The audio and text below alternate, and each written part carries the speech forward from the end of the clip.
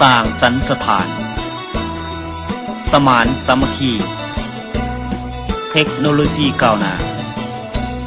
พัฒนาวิชาชีพต่อเนื่องยินดีต้อนรับท่านเข้าสู่วิทยาลัยครูสารวัน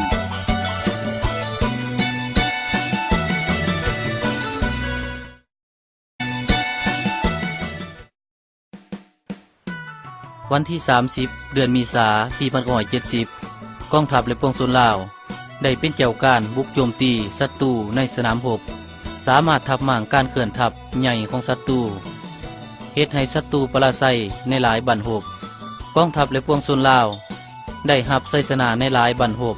ในขอบเขตตัวประเทศมาถึงเดือนมิถุนายนปี1970ปวงชนลาวได้ตีปลดปล่อยเอาตัวเมืองสารวันและอัตตปือยิ่งเฮ็ดให้เขตปลดปล่อยได้ขยายกว้างออกที่เขตปลดปล่อยบ้านย่านซึ่งตั้งอยู่ใจกลางระหว่างชายแดนเมืองเหล่างามและเมืองสารวันก็ได้มีการจัดการเรียนการสอนในระดับประถมและมัธยมและบำรุงครูเพื่อเฮ็ดให้มีครูออกไปรับใช้ชาติซึ่งเป็นโรงเรียนบำรุงครูแห่งธรรมิตรของแขวงสารวันและเอิ้นชื่อโรงเรียนนั้นว่าโรงเรียนครูมูลซึ่งสีนำโดยแผนกศึกษาแขวงสารวันโรงเรียนดังกล่าวได้ดำเนินการบำรุงครูโดยเอานักเรียนที่เรียนจบจากชั้นป .5 มาบำรุงในระยะสั้นได้ดำเนินเป็นเวลา3 ปีหลังจากนั้นในปี1973ก็ได้ย้ายมาตั้งที่สนามแดงบ้านโพนแก้วเมืองแหลแขวงสารวันและตั้งชื่อเป็นโรงเรียนสร้างครูชั้นต้น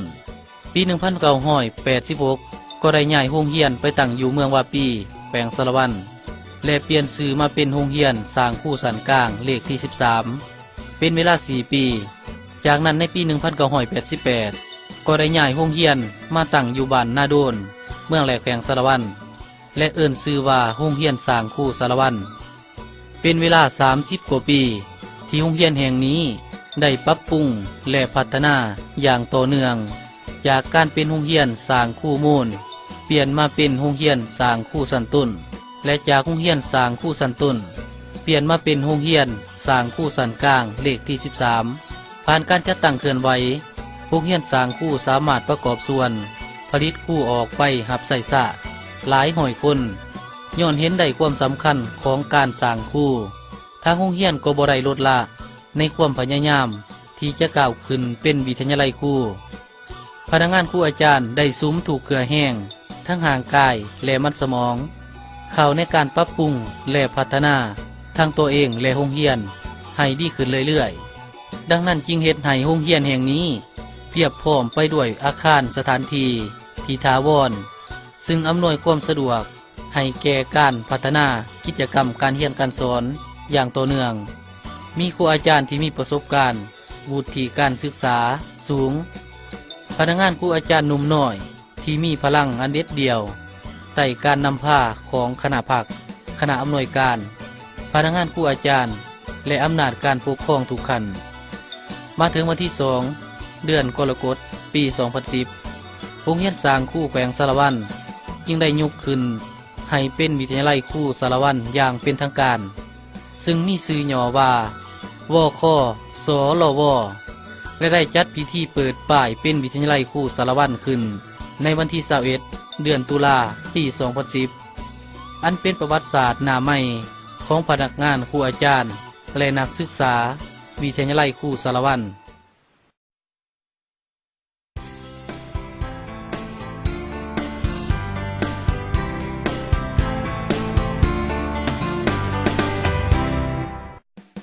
วิทยาลัยครูสารวัน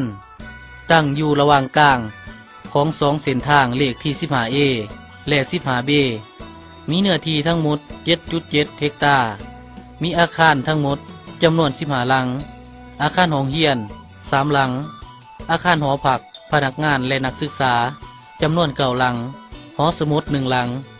มีพนักงานครูอาจารย์ทั้งหมดจำนวน103 คนหญิง47 คนปริญญาโท8 คนหญิง1 คนปริญญาตรี46 คนหญิง17 คนสั้นสูง39 คนหญิง2 คนสั้นกลาง11 คนหญิง3 คนสุขเรียนปี2005-2006 มีนักเรียนและนักศึกษาครูจำนวน343คนยิ่ง168คนโซเคียน 2006-2007 มีนักเรียนและนักศึกษาครูจำนวน903คนยิ่ง419คนโซเคียน 2007-2008 มีนักเรียนและนักศึกษาครูจำนวน 1,109 คนยิ่ง543คนโซเคียน 2008-2009 มีนักเรียนและนักศึกษาครูจำนวน 1,175 คนยิ่ง608คนโซเคียน 2009-2010 มีนักเรียนและนักศึกษาครูจำนวน 1,318 คนยิ่ง394คนโซเคียน 2010-2011 มีนักเรียนและนักศึกษาครูจำนวน 1,154 คนยิ่ง595 คนองค์ประกอบของวิทยาลัยครูสารวัตรประกอบมี 1. ท่านอาจารย์คำบอนอินทราชผู้อำนวยการ4นำร่วม 2. ท่านสมจิตเพ่งสุวรรณวงศ์ห้องผู้อำนวยการฝ่ายวิชาการ 3. ท่านอาจารย์สมเฮืองตะวันศรีห้องผู้อำนวยการฝ่ายกิจการประกอบมี10ห้องการและ33หน่วยงานวิทยาลัยครูสารวัตรมีหลักสูตรการเรียนการสอนคือระบบ 11+3 สายมัธยมต้นประกอบมี5สายเรียนได้แก่สายวิทยาศาสตร์ธรรมศาสตร์สายคณิตศาสตร์สายภาษาลาวสายภาษาอังกฤษและสายวิทยาศาสตร์สังคม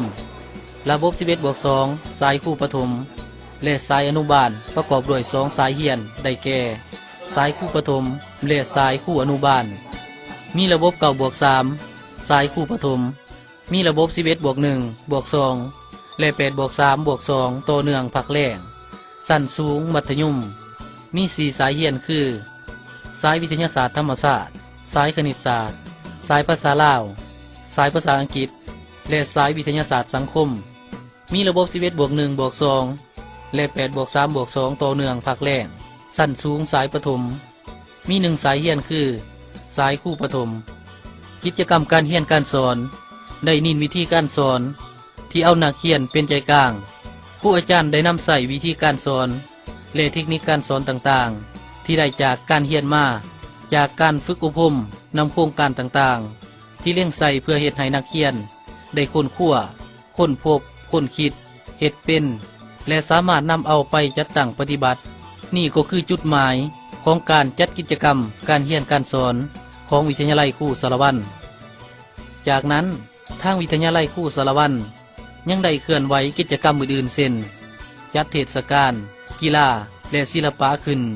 ในท้ายเดือนที่11ของทุกๆปีซึ่งจุดประสงค์ก็คือเพื่อสร้างขบวนการต้อนรับนักเรียนนักศึกษาเข้ามาใหม่ให้เขาเจ้าได้รับความอบอุ่นและเป็นกันเองกับหมู่เพื่อนภายในห้องและครูอาจารย์เพื่อให้นักเรียนนักศึกษาได้มีความสมานสามัคคีเห็นความสำคัญของกีฬาและศิลปะรักษาวัฒนธรรมและหีดของประเพณีอันดีงามของท้องถิ่นตัวเองไว้เพื่อเฮ็ดให้นักเรียนนักศึกษาได้เรียนรู้ขบวนการแต่งอยู่ครัวกินอาหารพื้นบ้านจัดกิจกรรมเฉลิมฉลองวันครูแห่งชาติขึ้นในทุกๆปีเพื่อเป็นการรู้ถึงบุญคุณความงามความดีของครูบาอาจารย์ที่เพิ่นได้สั่งสอนไว้วิทยาลัยครูสารวัตรก็ได้จัดกิจกรรมตักบาตรสังฆทานในมื้อวันออกพรรษาของทุกๆปีเพื่อให้พนักงานครูอาจารย์และนักเรียนนักศึกษาได้สืบทอดหีดของประเพณีอันดีงามของบรรพบุรุษลาวไว้ตลอดไปได้จัดกิจกรรมการถามตอบวิทยาศาสตร์ขึ้นในทุกๆท้ายเดือนที่12ของทุกๆปี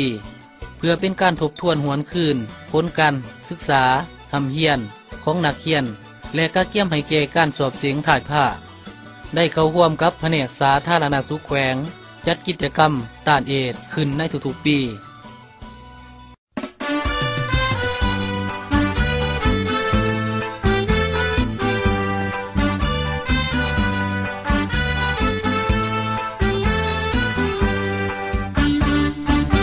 วิทยาลัยครูสารวัตรได้เอาใจใส่ในการส่งเสริมให้ครูอาจารย์กาเกี่ยมแผนการสอนผลิตสื่อการสอน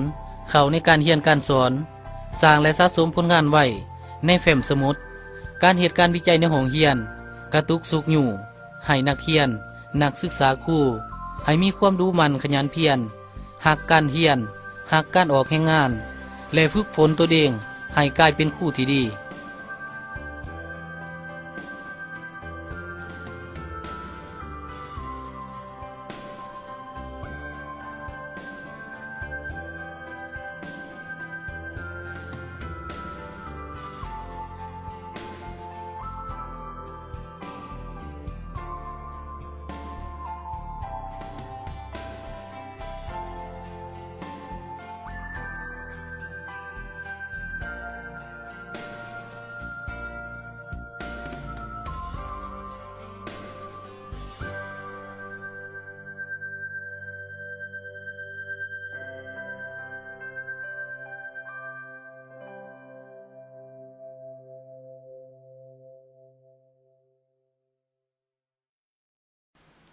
เพื่อปรับปรุงและพัฒนาการจัดกิจกรรมการเรียนการสอน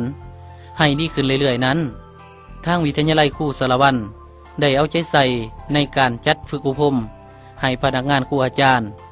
เพราะการฝึกอบรมเท่านั้นที่เป็นเครื่องมือที่ดี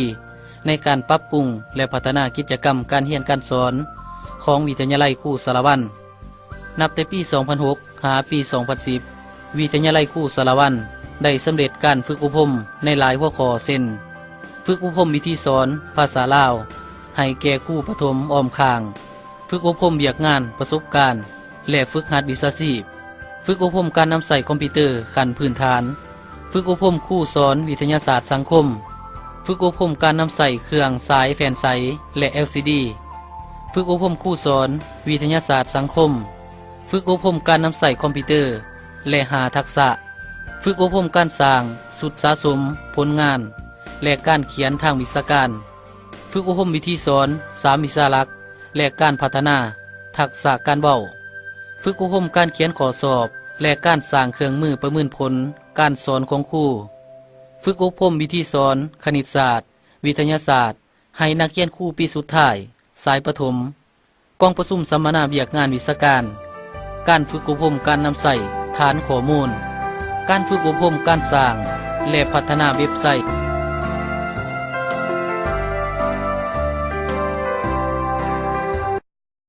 จากกระบวนการปรับปรุงและพัฒนาสถาบันอย่างต่อเนื่องแต่อดีตมาถึงปัจจุบันทางโรงเรียนวิทยาลัยครูสารวัตรก็ได้รับการย่องย่อชมเชยจากกระทรวงศึกษาธิการกรมสร้างครูและแผนกการอ้อมข้างแขวงเป็นต้นมาในปี 2011 วิทยาลัยครูสารวัตรได้รับใบย่องย่อและใบเกียรติคุณหลายฉบับดังนี้